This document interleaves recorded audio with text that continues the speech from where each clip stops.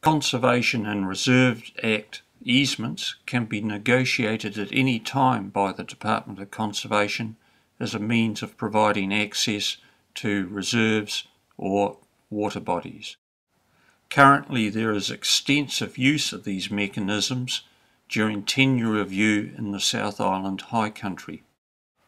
DOC favours these mechanisms rather than creating far more secure public access, such as establishing new pedestrian or other roads.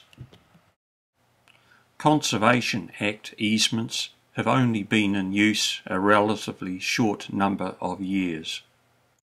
Most, like this access to the weather range from the Lindis Highway, have been working without problems. However, there are a growing number of instances of obstruction to public access by the landowners.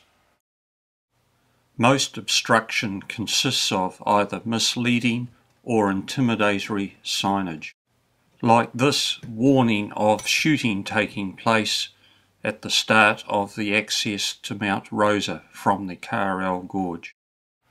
Since the inception of the snow farm, or more aptly, the Earthworks Viewable from Space project, there have been continual problems for the public trying to access the Pisa Conservation Area.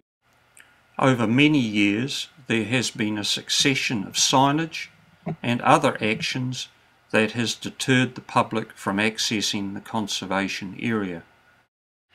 What has become clear throughout this lengthy saga is that DOC does not have an institutional stomach to stand firm.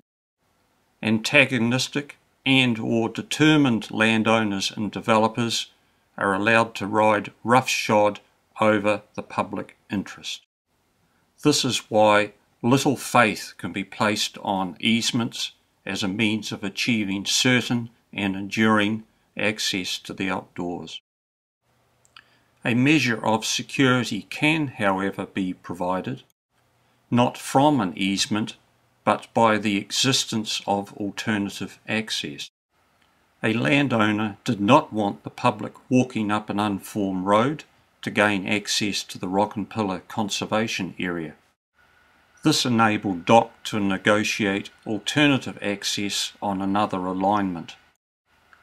The continuing existence of the unformed road provides assurance of public access into the future.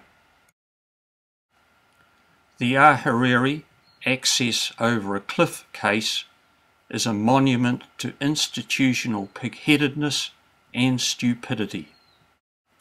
Concerted representations to Land Information New Zealand over a 2-year period to have the proposed easement realigned fell on deaf ears. Lynn signed off the final tenure review deal with Benhaven Station and left it to DOC to negotiate practical access after the event.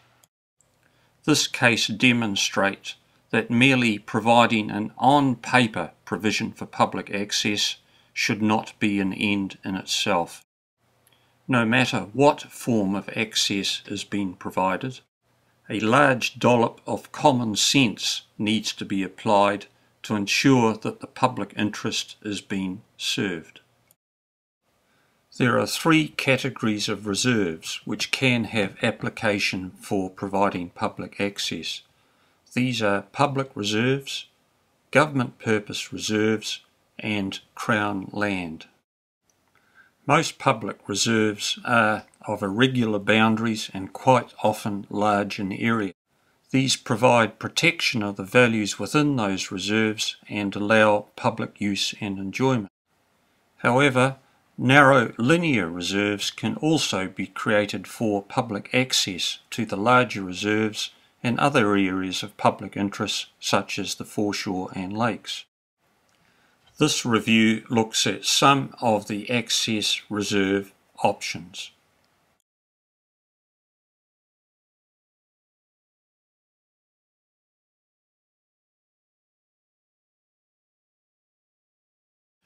This shows the Remarkables Conservation Area extending down 2 gullies right to the State Highway. This is the ultimate public access provision with the same rights of use over the wider conservation area and the access to it. Designing public reservations in this way is probably the first call for making provision for public needs. This is the extensive conservation area straddling the Roy's Peak and Mount Alpha tops, with a western extension down into the Fern Burn. Although this extension is justifiable purely from a conservation point of view, it is also justifiable for public recreation and access, in conjunction with the marginal strips on the Fern Burn.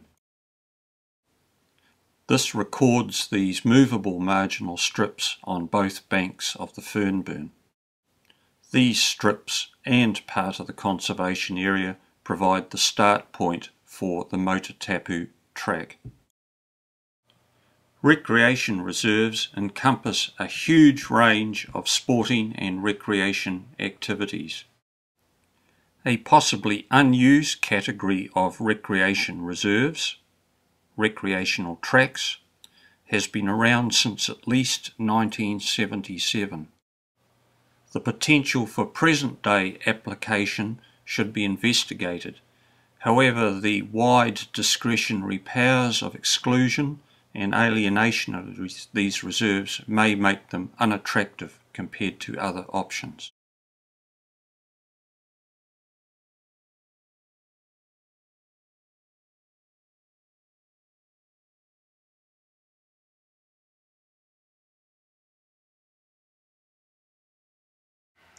This records an Otago instance of a government purpose reserve for access. DOC purchased a narrow strip along a former ski club access road to provide both vehicle and foot access to the Rock and Pillar Conservation Area.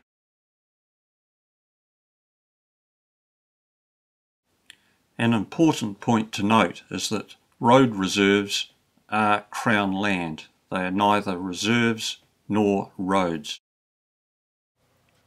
The first step towards assessing the relative compatibility of each category of access mechanism with the purpose of the Walking Access Act is to look at the particular access provisions and any constraints on public use.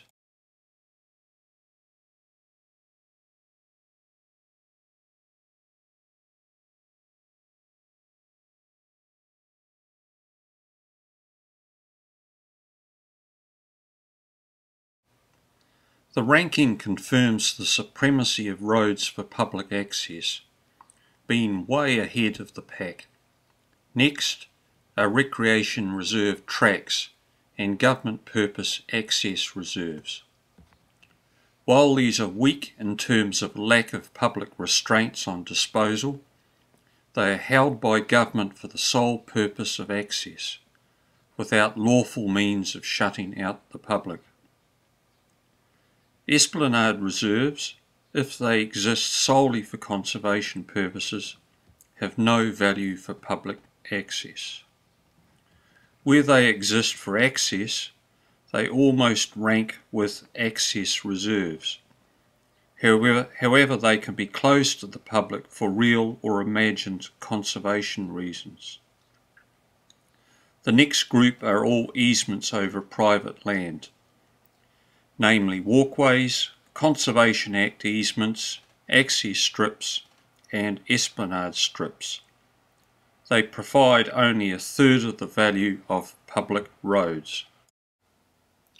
Walkways over public land are ranked below those over private land. This is because they seriously degrade existing public rights. There is no need for them.